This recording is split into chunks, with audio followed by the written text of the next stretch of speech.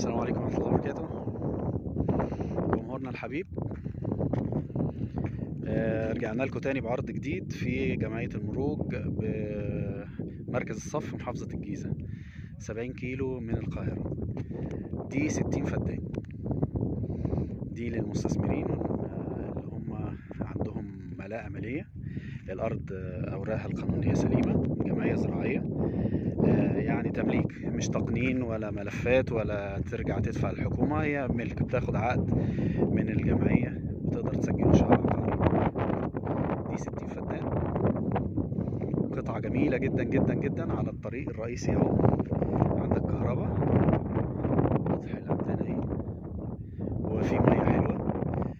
دي بالبير بتاعها. 60 فدان دول الفدان بسعره 100,000 جنيه. الفدان سعره 100,000 جنيه. طبعا في مشاريع وفي دراسات جدوى جاهزة، وفي مهندس زراعي عشان الإشراف وعشان الإدارة وعشان حاجات كتيرة. لو حضرتك مش فاضي أو مش موجود في مصر أصلا، بنقدر نعمل لك مشروعك يبقى ماشي وشغال 100%. السلام عليكم، انتظرونا في عرض جديد.